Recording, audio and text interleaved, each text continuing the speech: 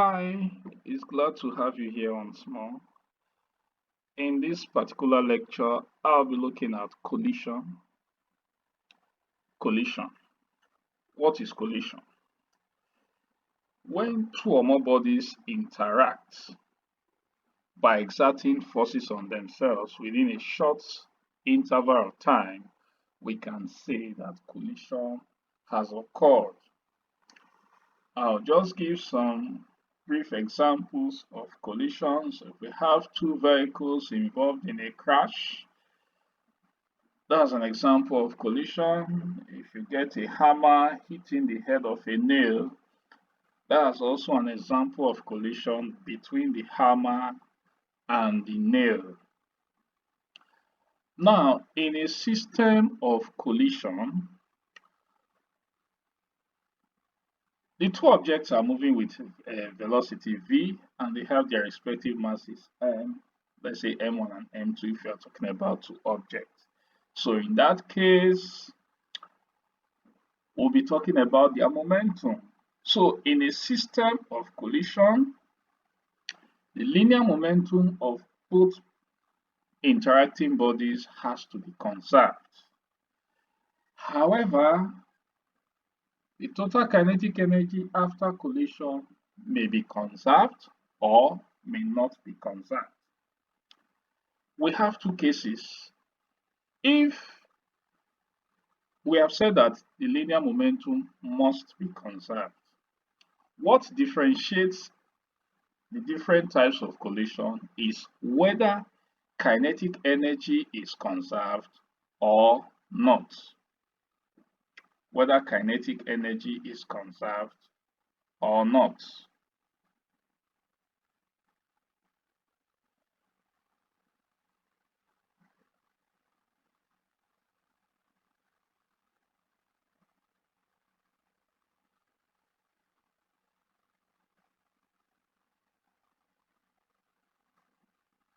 So we now look at both types of collision separately, starting with elastic collision. Like I said earlier, in an elastic collision, linear momentum and kinetic energy are conserved. So if we have two interacting bodies, two bodies that are colliding, one of the body may be characterized by mass, let's call that mass m1. The other one will have mass m2. Of course, they will be moving with initial velocities. M1 will be moving with an initial velocity, let's call it V1I.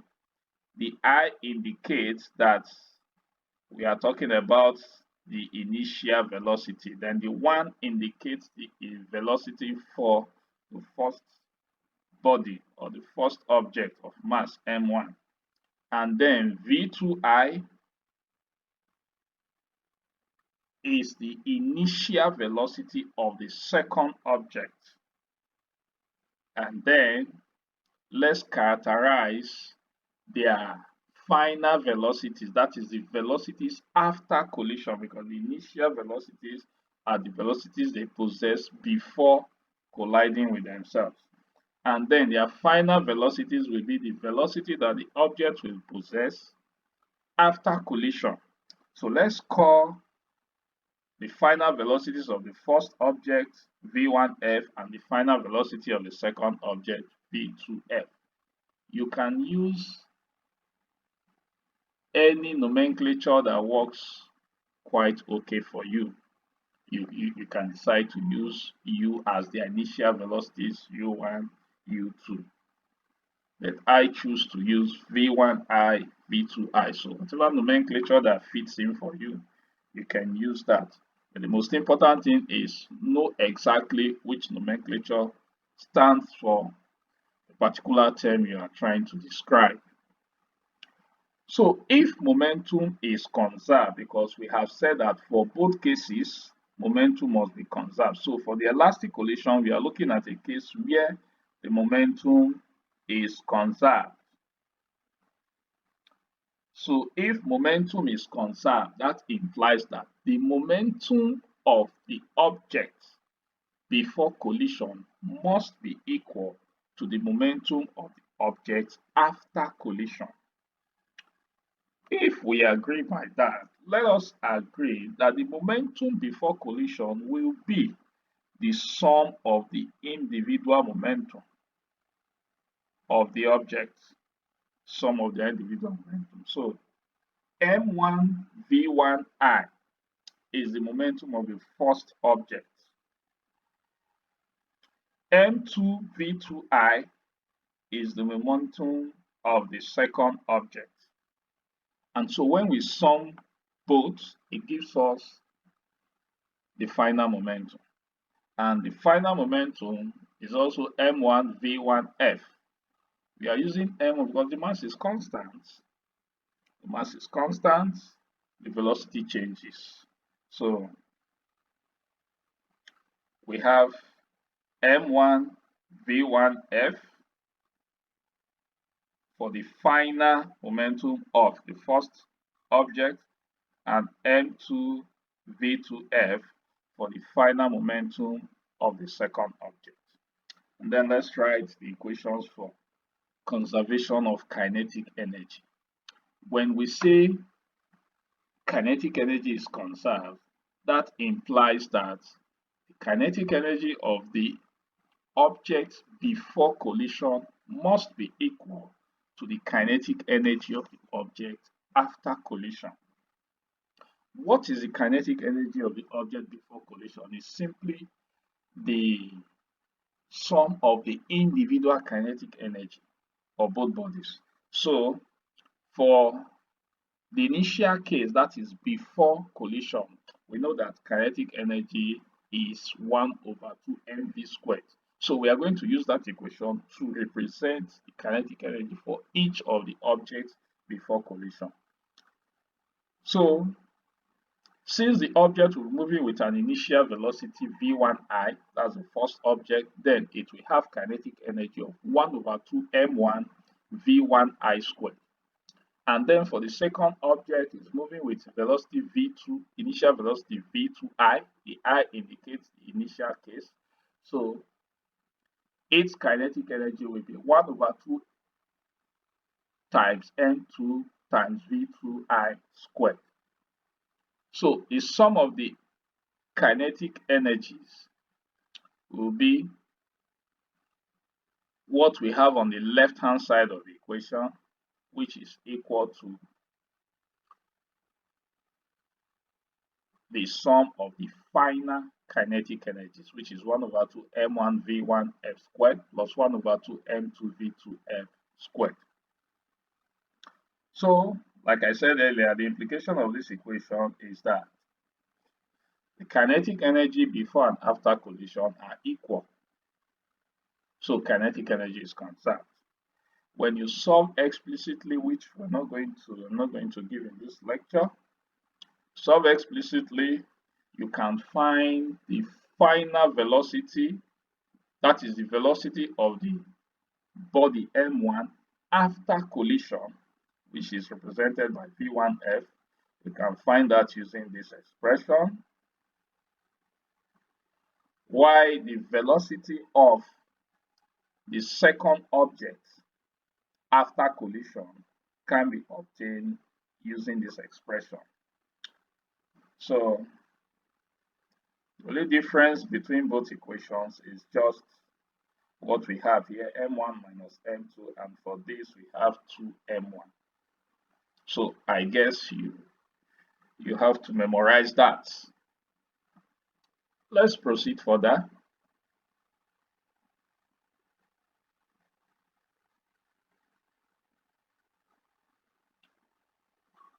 For an inelastic collision, said that before, momentum is conserved. However, kinetic energy is not conserved. So the difference between an elastic collision and an inelastic collision is that for elastic collision, both momentum and kinetic energy are conserved. But for inelastic collision, only momentum is conserved. Kinetic energy is not conserved. However, in inelastic collision, the kinetic energy is converted into elastic potential energy, heat, or sound, and as a result, the kinetic energy will decrease. So the kinetic energy will not be the same after collision. There will be a decrease. If you get two objects that are moving in opposite direction, when they collide, for example,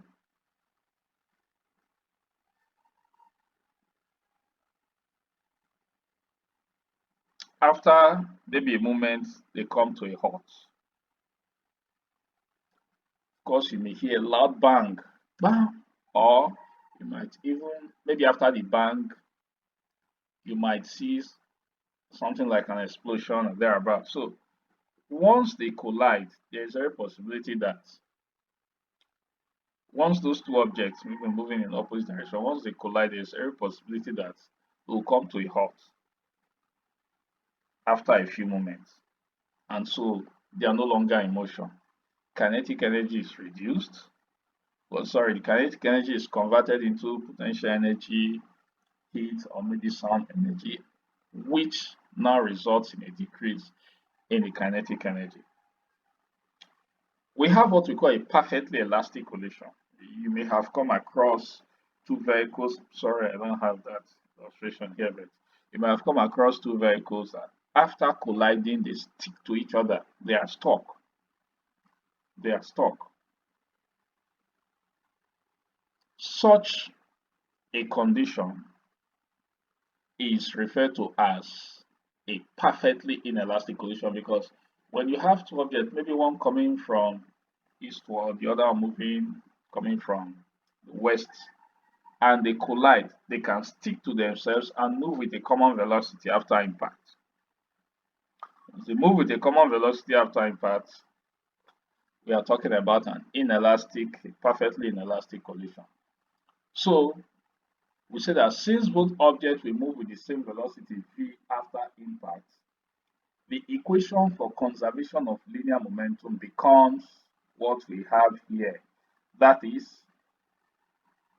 m1v1i plus m2v2i. Ordinarily, if we are talking about an elastic collision, we say m1v1f. But since they have a final velocity after collision, we just represent the final velocity by v in both cases. So we say m1v1i plus m2v2i equal to m1v plus m2v, which we can factor out. Since v is common, then we can move further with this equation. And then the kinetic energy of the system before impact is this. Since they will have a final velocity v, that is the same final velocity v, we can then write equations for the kinetic energy after collision as this. Let's consider a special case when the body M2 is at rest. If M2 is at rest, then its initial velocity will be 0. And so from this equation, we can say that Ke, that is from this is the equation 6.26. I didn't label them all three again, but this is the equation being referred to here.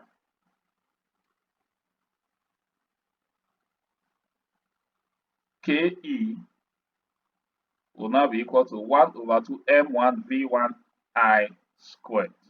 That is the special case where v2i is 0.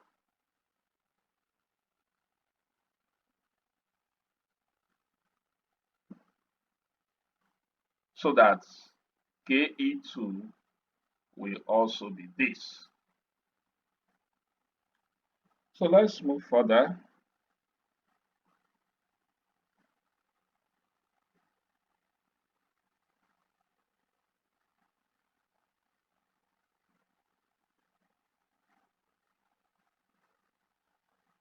Now, having gotten a grasp of what inelastic and elastic collision stands for, let's consider some problems involving both cases. Here we have a tennis ball A with mass 30 kg is moving with a velocity of 5 meters per second along a frictionless horizontal surface and is involved in a head-on collision with another tennis ball B having mass 15 kg, and this time the second ball is moving with a velocity of 3 meters per second in the opposite direction of A.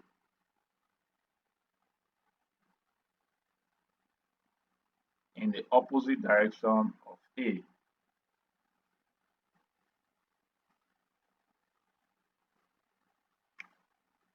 Now we are told that assuming the tennis balls A and B stick together after collision, compute their common velocity after impact. This is a clear case of an inelastic collision because as far as they are stuck together after impact and moving with the same velocity after impact, then that's a special case of an inelastic collision. So we said that the balls will move with a common velocity v, and then we invoke our equation for an inelastic case. Of course, this mass of the ball, mass of ball A, mass of ball B, the initial velocity of ball A, the initial velocity of ball B.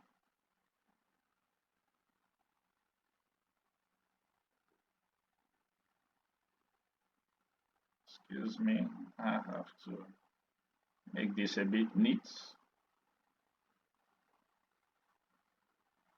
The initial velocity of ball B.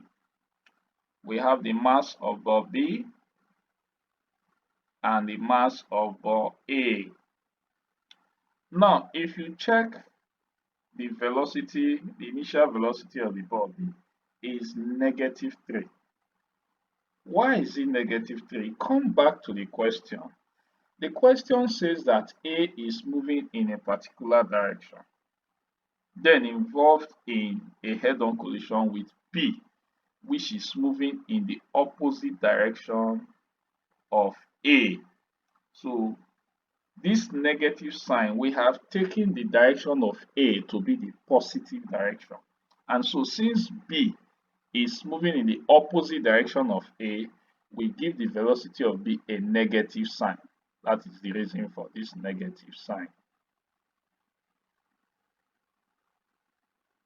So we just do simple substitution of all these terms into this equation, which brings us to this expression here.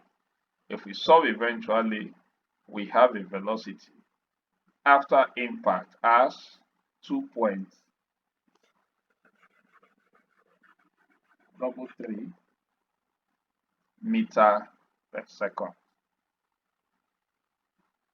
So the implication of this positive velocity is that both objects moved in the direction of A after impact. Let's consider another example.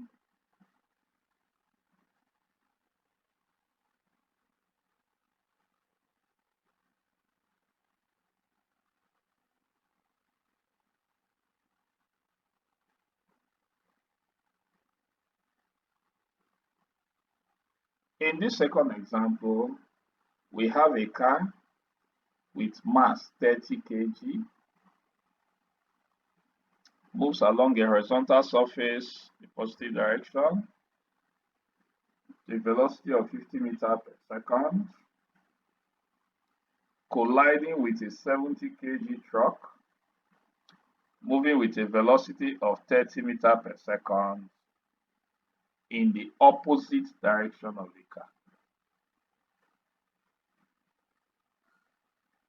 Now, we are told to assume that the car and the truck are stuck together after collision. What is their common velocity? This is a clear case of an inelastic collision.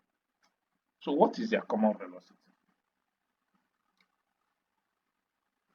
Let their common velocity after impact be v.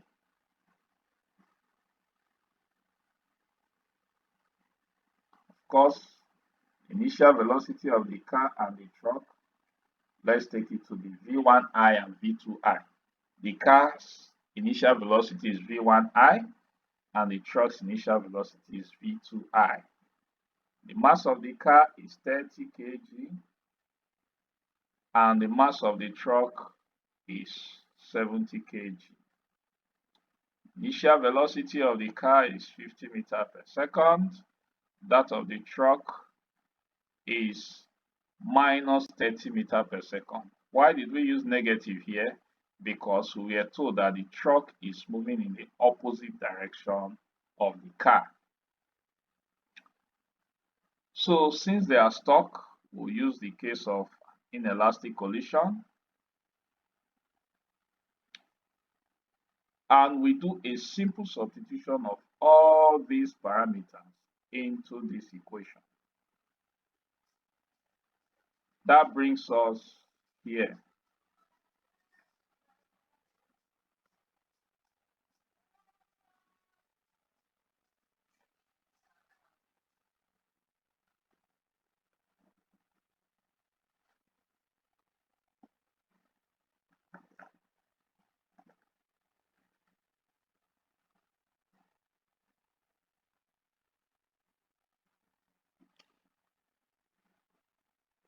So let's continue. We solve further. We are going to get v equal to minus 6 meters per second. Minus 6 meters per second. The negative sign indicates that the car and the truck, after impact, follow the direction of the truck. So, okay, part B say, in what direction will they move after collision? We have seen that the velocity after impact is negative. The velocity after impact is negative. And because the velocity is negative, both of them will move in the direction of the truck.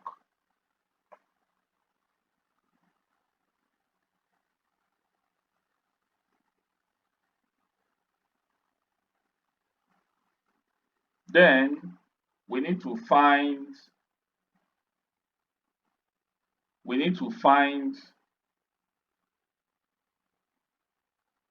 the loss of energy caused by the impact.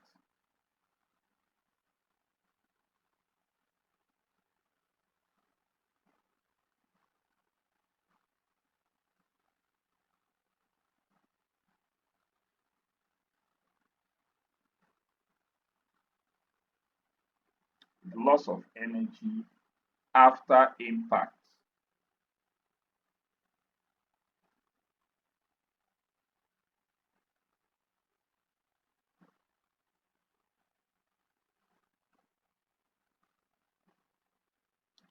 For the loss of energy, the total final kinetic energy minus the total initial kinetic energy will give us a loss of energy. What is the total final kinetic energy? This is the expression for the total final kinetic energy for an inelastic collision. And this is the expression for the total initial kinetic energy. So all we need to do is just to solve explicitly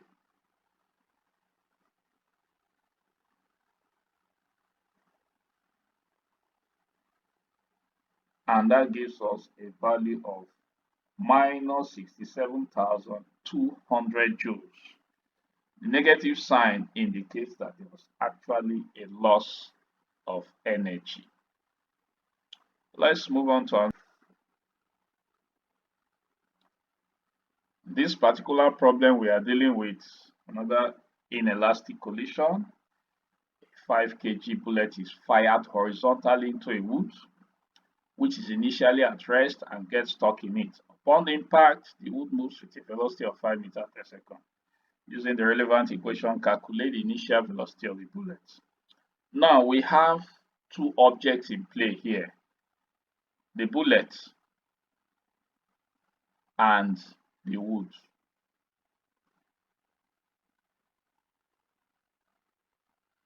The bullet and the wood. We have taken the initial velocities of the bullet and the wood to be this. Let their common velocity after impact be v.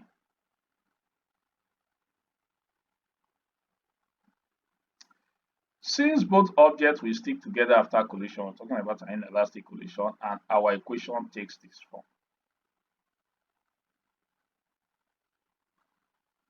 These are the parameters to work with. We are looking for the initial velocity of the bullet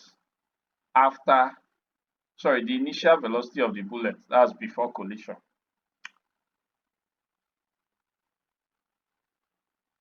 We are told that the wood was initially at rest, so this will be taken as 0. Initial velocity of the wood will be taken as 0. We have used V WI, V subscript WI to represent the initial velocity of the wood.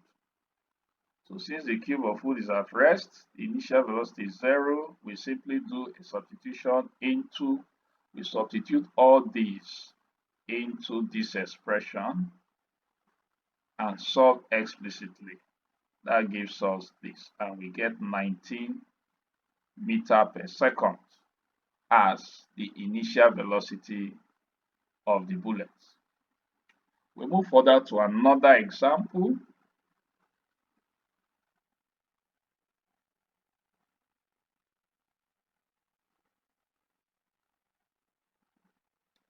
We have a case here which is quite straightforward, involving an elastic collision between two masses m1 and m2. We have to find the velocities of the particles after the collision. So since this is an elastic collision, each of the particles will have separate velocities after collision. So m1 30 gram, m2 70 gram. v1i is 2 meters per second. v2i is 0 because we are told that m2 was initially at rest, so its initial velocity will be 0. So we need to find their final velocities respectively. So we recall our equations for the final velocity of the first particle and the final velocity of the second particle. We solve explicitly, substituting the needed parameters into this equation. We get this minus 0.8 meters per second. Y for the second one, if you substitute correctly, you're going to get 1.2 meters per second.